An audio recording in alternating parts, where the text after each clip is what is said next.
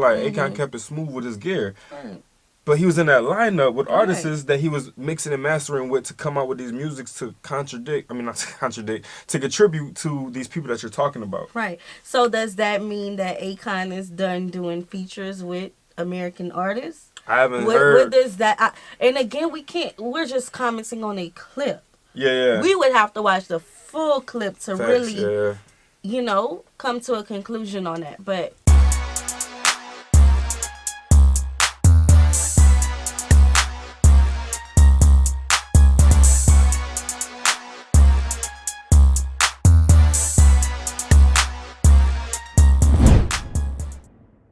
what's good, y'all? It's the Demouchet REACT, and we're back with another video. Who we got today, C? Today we're back with another American reaction. Yes. Super excited about this video, guys. If you're new to us and we're new to you, make sure you scroll down, hit that subscribe button, and turn on the post notification bell because we're on the road to 100K.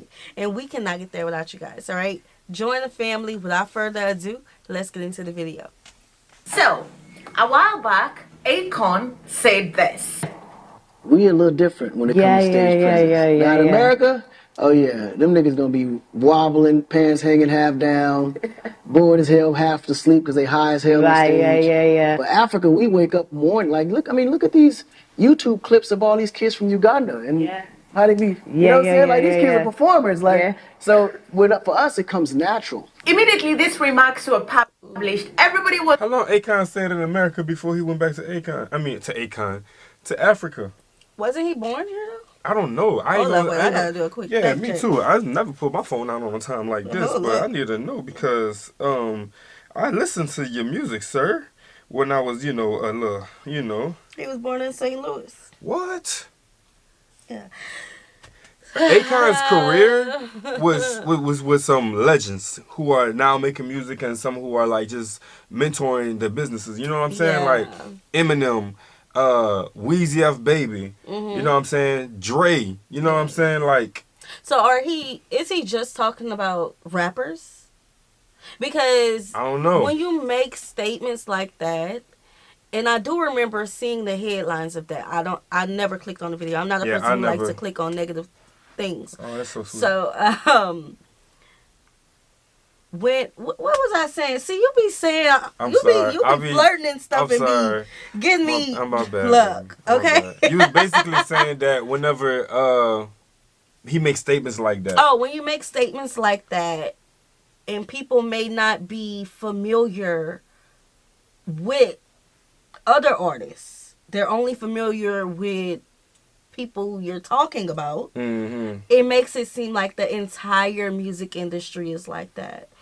Who exactly are we talking about? Are we talking about rappers? It sounds like he's making a statement where he never contributed to that to the music industry at all. Because you know what I'm saying? Like I could name a few songs. You know what I'm saying? Because Beyonce, she's Beyonce. Yeah. She's a superstar. So are you saying Beyonce partake in these things too? Are you saying Keisha Cole partake in these things? K. Michelle, or that's women. So let me name some men. Are you saying Cupid? Do he partake in these things too? So you can't just make these broad statements because then people who are not, what I'm trying to say. People who don't know other American artists, they may think that all of them are like that. And this is what we don't want, people to get the idea about, especially when you have a big platform and you've been known. Like when you make a statement, there's things that you like really have to be detailed with instead of just saying and expecting people to get a whole understanding about what you're trying to say. Because I feel like Akon spoke to a generation. Yeah. And then he wouldn't do his thing business-wise. You know what I'm saying? He dipped out. And that generation was back when I was like very young. Middle school, like, you know what I'm saying? So not really high school. Middle school. Yeah, around so, you know what I'm saying?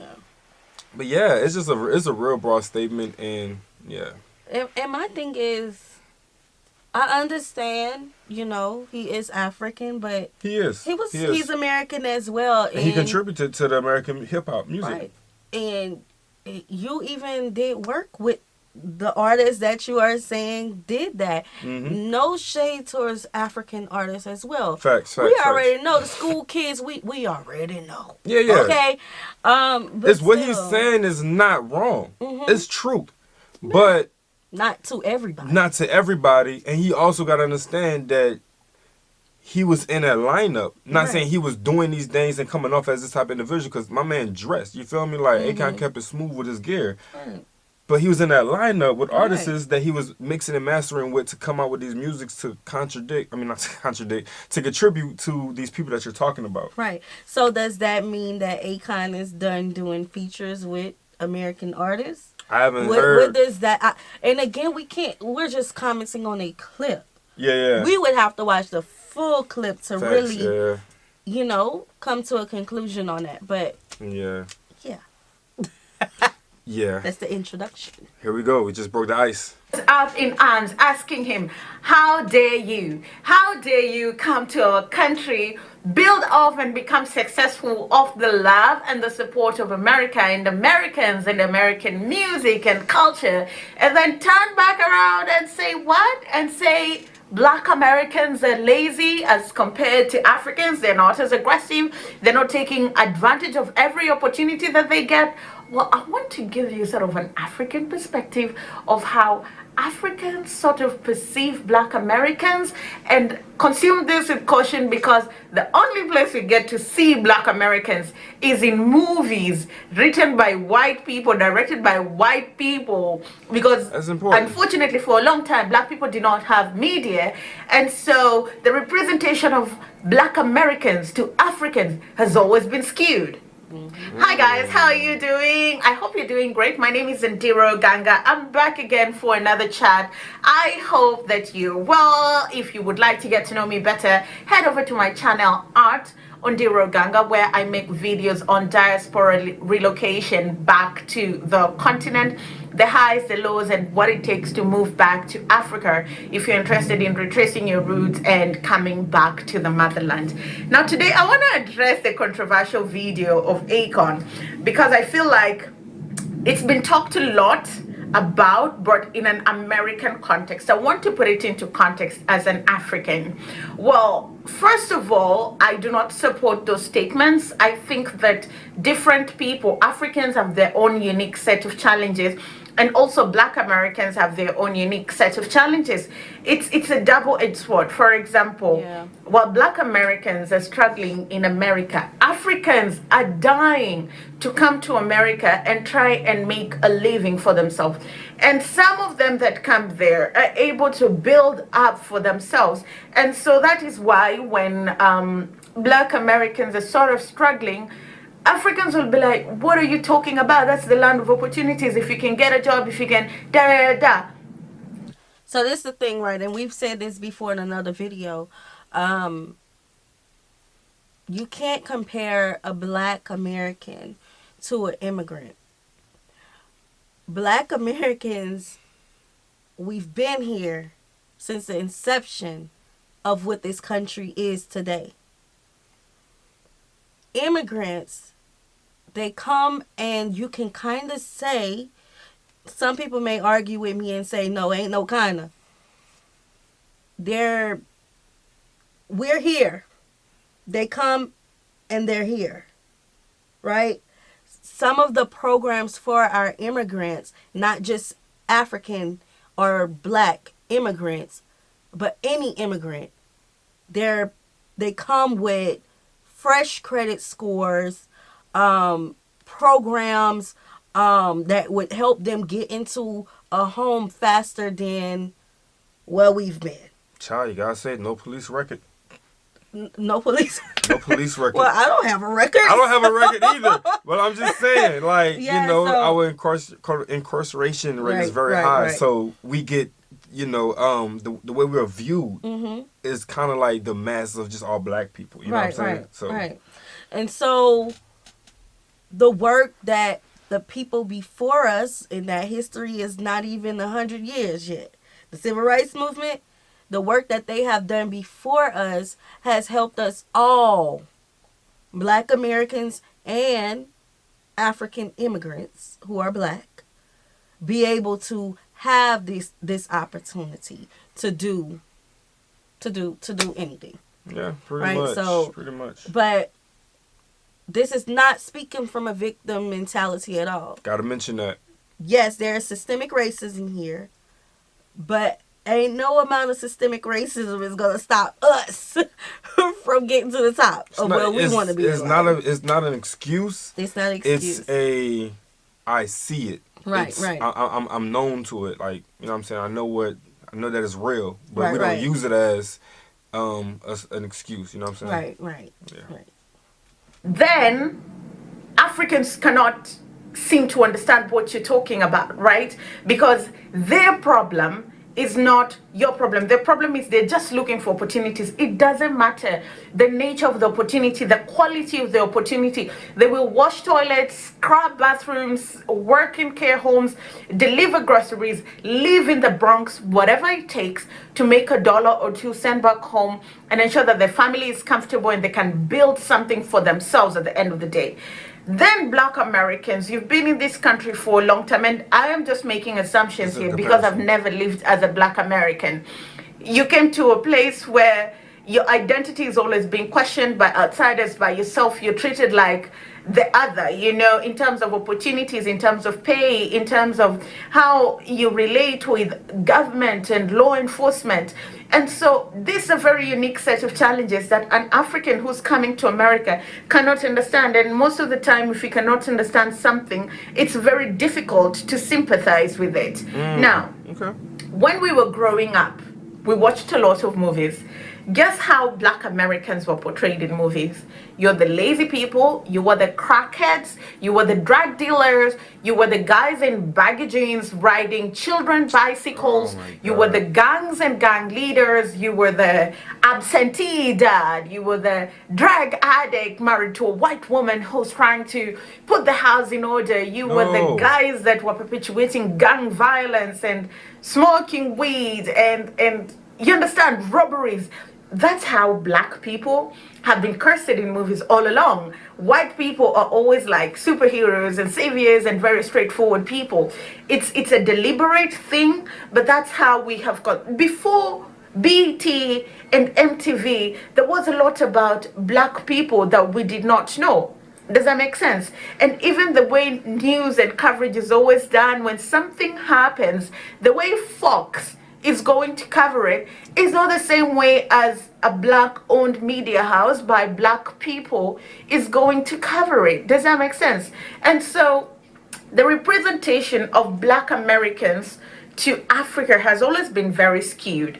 There was a time I had a conversation with an entrepreneur who is currently in Ghana but was living in America, and he said, when Africans come to America, they're scared of us. I said, why? He said, Africans go to live in white people neighborhood, those who can't, like they can't wait to get out of the hood, and they don't want anything to do with Black people, or rather Black Americans, because of everything that they've been told or they've seen on the media. We do not understand how the last 400 years the system has worked deliberately to hold back Black people. Hey, we are not a scary movie, y'all. Golly. I know that it's real, that the image that they paint on us is very bad. I mean, like, you look like you can't come around us because there's someone on a block, there's someone in the car sitting waiting to do something to you. Like, they paint that image of us, but we are not a scary movie. Right. Like, At all. And I feel like that is why social media is important. Yeah, I feel it is important for people to see a young Black couple who have been together for a long time, raising children in a 2-parent household, not toxic at all. My husband don't beat on me. I don't beat on my husband. I don't tear my husband down. We're educated people. We work hard for what we want. I wanted to speak on the scrubbing toilets and that thing. My mom, my parents were divorced when I was a young child. So my mom did become a single mother. My mom, the only type of welfare that she had was Medicaid and health insurance. And my mama scrubbed toilets. My mama cleaned hotel rooms. My mama, she's only just worked at hotels around that time. But my mama worked her way to the top. Now she's working with surgeons. So I feel like when it comes to Americans are lazy, they won't do this. No, we're not going to put up with the bare minimum anymore. That is what that is all about. Because we see people walk in and get a better position instantly. Right. And then they expect for us to be the janitor. With higher pay. With higher pay. Then they look at us and say, we got a broom for you. Right. The same position sometimes with different pay. Oh, yeah, and they want you to keep that a secret now. Right, don't right. Tell them, don't talk about it. You can't talk about your pay. Talk about how much you're getting paid now. Right. You can get fired for that. So yeah, real talk. There are plenty people who will start at the bottom and work their way to the top. One of your last 9-to-5 jobs, you work your way from the bottom and then ended up being a manager. Mm-hmm. Me, I've always really been in leadership roles. Yeah. I remember we had that talk before. You told me that too. That's the exact same word. It's like I always had like a leadership role. Because I work hard for it. You know, nobody wants handouts. We just want equity. Mm-hmm. Okay? Nobody wants handouts. So, yes, we do know what you all have been shown in the media. And we have been shown things in the media as well. We did a video on that. It's just we need to have more open conversations to understand each other and both sides so that we can tear down the divide and conquer attitude. Yeah. When it comes to us, it's like the image tactic. The who? Tactic, the not tactic. attitude. Not attitude. Tactic. Fact check. But when it comes to us, I like to paint the picture that in America we stand on books to see a bird's eye view, while other families stands on income. Income to just get what they got to get without even have to necessarily work 10 times as harder to see bird's eye view. You know what I'm saying? Yeah. So yeah, we have to really open up books, pages, and really grind and figure it out. Yeah. You got to figure it out. Everybody else has those answers and resources. Kind of give it to them. And I know they're going to have some people that can they can come in and say, no, I wasn't that type. But if you look at the stats, Right. it would tell a different story. Right, and things are slowly changing. It is, yeah. Okay, so, but and I replied to a comment kind of explaining this. Oftentimes you will hear race is brought up when it comes to us in America. We're not playing the victim mentality. That is just how this country was built. Upon a system that we are steadily trying to get away from. Yeah, you can go a little deeper than that too, but we're not. Right. We're going. We'll get back into it. Let's see what she said. I have a cousin of mine. She and her mom moved to America a long time ago. She's the only person in our extended family that's in America. That should just tell you how Kenyans perceive like leaving the country. And I remember asking her, I was really young. I think I was 16 or 15 when they came to visit. I said, oh, do you have like black friends? And she said, I think she was in Atlanta for school or something. She said, it's hard to relate with black Americans because they want you to be like them. No job, no house, no nothing, no future. I was too young to comprehend it, and I just remembered it when I was recording this video. And for her, as an African coming to America, she's coming to the land of opportunities and she will do whatever it takes, right? But for people who've lived there and have been systematically held back by the system, you can understand how it looks, how it feels. And so when you see that there are certain black people that are not necessarily doing well, it's not because they're lazy or they don't want to put in work. It's just you've not walked a mile in the issue, you know. I also interviewed another lady who said every time they come here, she's black like me, like she's not even mixed race, like she's black. If she doesn't open her mouth to speak, you wouldn't know that she's American. When she did her ancestry test, most of her DNA is from Nigeria. So literally she's African and her parents just moved to America to try and give her a better life. But she says when she comes here, she's judged as an American and people are trying to rip off all the small money that she has. And she's like, people have this assumption that Americans have money, and it's true, and there's certain Americans that have money, but black people as a community have the least amount of money. Then I was interviewing Kev Boy, who told me something very interesting. That's because we get the cent out of every dollar that goes into another home. Right. That's why it comes off like that. Right, and we've gotten that here on the channel. Like when we'll say things are expensive, people will say, "Y'all can afford it. It's only this amount in USD," and we like, "That's still expensive." It is, yeah. Y'all, I'm a cheap person. I love luxury, but I'm very frugal. Okay, so if I say something expensive, I mean it's expensive. I have calculated in my brain in USD. It's expensive.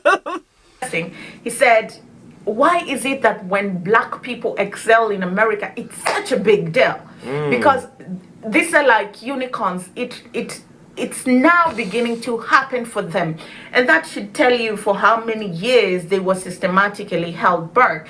And he also said something. Look at the places where black people excel, black Americans, that is sports and entertainment, because this is just like pure talent. When politics come into play and strategy and then white supremacy kicks in, and it's everywhere. And so it's really for us now, we're beginning to educate ourselves and have sort of a rough idea of what goes on. You know, up until George Floyd, many Africans, and I can say this with such a strong conviction, did not know how dire racism was in America. I think the first time that I got exposed to racism in America was in 2016. I was doing my internship and there was a person who was shot in the chest by the police in the streets. Yet the police had already restrained him. He was already on the ground. And I couldn't watch it twice. I was just like, how can you do this? I didn't understand what had happened. I was also really young. I think I was 20, 21. And then I just never thought about it until George Floyd. And you might have thought that it will stop at George Floyd. It didn't. It keeps happening.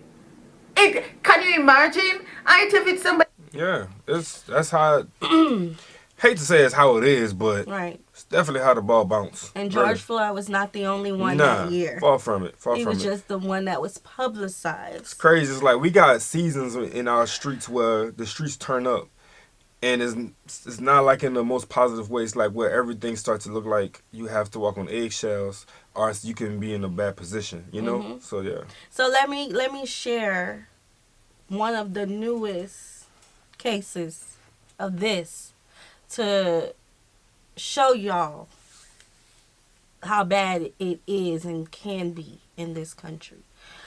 A junior in high school was told to go pick up his siblings. He didn't recognize the address. He showed up to the wrong house and was shot in the head. That child is in the hospital right now fighting for his life. He didn't do nothing wrong. He just showed up at the wrong house.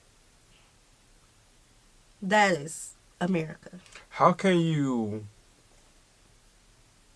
I mean, you could judge a knock, but like, how can you judge an innocent knock, a normal knock? You know what I'm saying? It's like, it's crazy. Who said hearing shots is normal. His brother was killed by the police. Can you imagine the burden that these people have to bear? And so this video is not to excuse ignorance, right? But it is to sort of put into context why some things are always said the way they said. And there's no excuse, because what you perceived is not necessarily reality. If white movies are showing you this right now, there are people like they're black entertainers who are writing scripts that reflect truly the reality of black Americans in America. In philosophy, we are taught by Dr. Olekamau, of course, you can't know hot without knowing cold. Black Americans might be all that you say and some more, but that's the cold part. What's the hot part?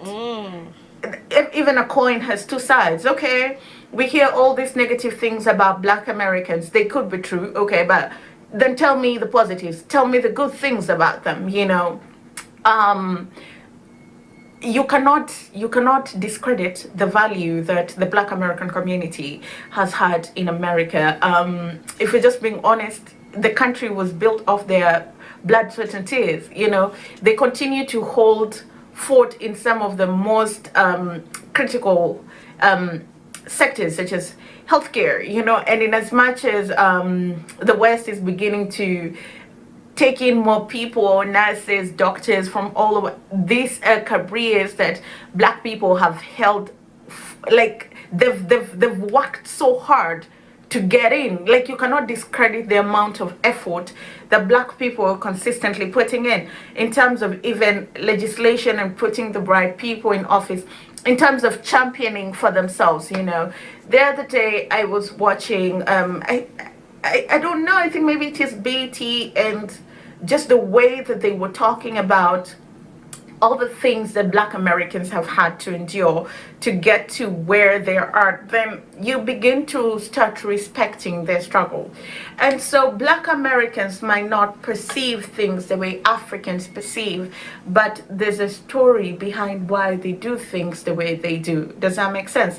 Black Americans do not want to scrub toilets anymore because they've done that for the last 400 years. They've been at the bottom of the food chain, and they're asking, can you let us in? They're asking, they want their kids to go to better school, better healthcare, better nutrition. Okay, so I'm gonna say this.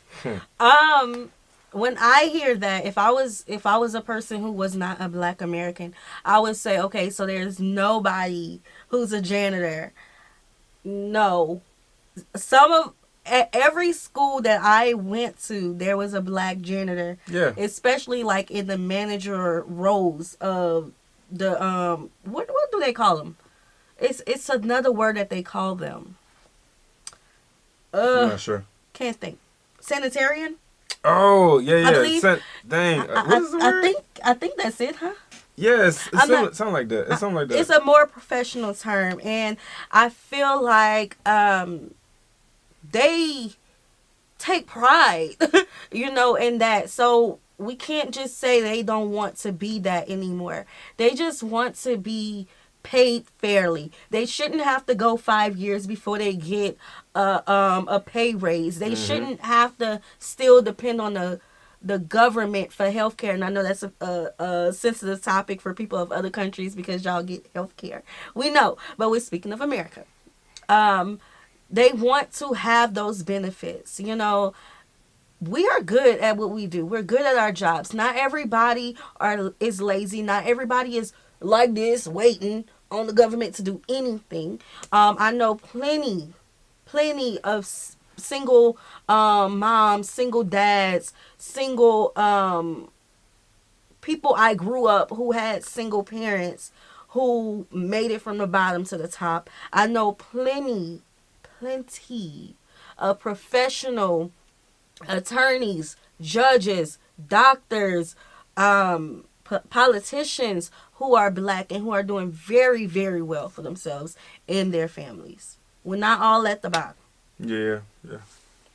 Nutrition, better representation, all these issues build up and hold them back in very unique but detrimental ways that we as Africans going in cannot relate. Because for you, when you're going in, it's not about the bigger picture. For you, it's just, how can I make a living? How can I make a decent living? How can I be able to make enough money to build a house back home and start a business, and then that's it? These guys, they don't have another home to go back to. You can go back to Nigeria, Kenya, Uganda, Tanzania. You can go back to Ghana. That's their home. And so it's almost unfair. It's not almost unfair. It is unfair to judge people whose struggle you have no idea or no context about. You could be living in the same country as them, but that's your first year, you're the first generation in that country, and how you will experience that country is very different from how the people that have been born there, bred there, and have lived as second-class citizens will experience it, For us, we don't mind. You can work so many jobs and go to school and do whatever it takes to succeed. And there's certain black Americans that are doing that, but just to discredit them when you've not walked a mile in their shoe, I feel like that's really unfair. And I feel like everything that he got, he deserved, because there's no single, you left your own country, right? Because it was so hard for you to make it there. So imagine it was hard for you to make it in your own country, that you had to leave and go to another person's country. So why are you judging them when they're struggling in their country? Why are you judging them when they're trying to find their way, build back up, you know, I'm just saying that as Africans, let's be a little bit lenient, because it doesn't matter what we go through as Africans abroad. We will never know what it is like to be a Black American in America.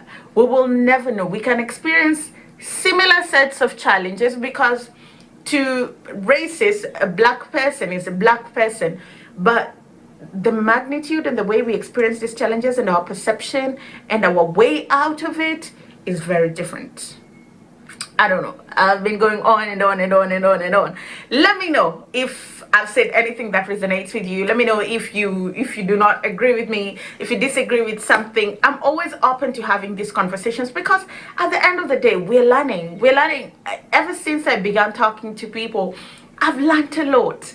I have really learned a lot. You know, social media has also helped us in like opening the world and showing us what we think and what we perceive, and reality is very, very, very, very different. So, I mean, I just wanted to put it into context why Africans might perceive Black Americans in a certain type of way, but that is not necessarily the reality, and it's not an excuse for saying that on air. But then again, it's also very important to know that Black Americans, and I've had this so many times from people, say Africans do not like them. That's a video for another day. But for the records, we have no problem with you guys. Personally, I know so many Black Americans that I do not have a problem with. But until we rectify that part of history and acknowledge that this happened, and it happened out of greed, some people sold their people, it happened because the white people overpowered some colonies and just took people, then the journey of healing will begin. But I've heard it so many times, people saying, oh, they don't even like us, why do you go there? I do not necessarily think that's accurate, because it's always based on history. And I think moving forward, Africans are beginning to recognize that you guys are just like us. You're people, you came from us, you know. We might see things differently, but it doesn't change the fact that at the end of the day, to the Western world, we are all Black, you know, we're all Black. I have deviated from this video. We'll do another video just dissecting that. I'll see you again. She was awesome. Hey, you guys, check out her channel. She has such a great mindset and points. You know what I'm saying? She's like, open-minded. Very open-minded. I feel that, you know what I'm saying, that's how I definitely go at people these days. I don't go to them under, like, trying to see, you know what I'm saying, like, they introduce themselves to me with a mindset first, and then however they are, like, however they're acting towards me, I don't judge them instantly and say, man, this is not my type of part I need to be in. I know that something happened, you know what I'm saying, and then I work my way, sort of, depending on how I'm feeling that day, to see if, you know what I'm saying, if you're that person that you're being, or do you still tap back into that place where you say, you know what, man, I'm trying to be better, I'm trying to change, I know that I got some understanding I need to get, I need to be more knowledgeable of certain things. People's hearts aren't necessarily, you know, let me just put it like this, people's hearts are conditioned. Right. To act a certain way towards people, you know what I'm saying? So I know what people go through, and at the end of the day, I give them grace, sympathy, and understanding. And if it's just a fixed mindset, I pull back because I know what you mean. I know what's going to happen. I'm not going to waste my time. I'm not going to waste my time. Yeah. For me, when it comes to Africans not liking African Americans, we've had a couple instances on the channel where people will tell us we don't speak to them. They have tried to hold a conversation or wave when they come. You can't judge a whole race of people off of a few people that you come in contact with. A lot of people are closed-minded. That's in every all walks of life. Every culture. Yeah. Right. A lot of people are closed-minded. But there's a lot of... y'all really think we'll be spending all this time talking about African countries, African cultures, looking at the food that they eat, even attempting to cook the food that they eat, if we didn't like y'all?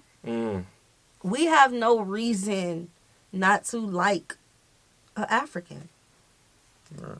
Point blank, period. I just feel like a lot of people, they hear history passed down, trickled. And you know, what's that exercise in elementary school when you'll talk on the phone? And then you tell the next person, with the cup. yeah, and you continue to tell the next person, and it get watered down. And by the time it come back to the person who started the sentence, it's something totally different. That's crazy, and that's accurate. Yeah, That is so accurate. Yeah, that's what that reminds me of. You have to experience people for themselves. We have talked about so many topics this past week, Yeah, and I feel like when it comes to different cultures, just stop judging people off of what they say.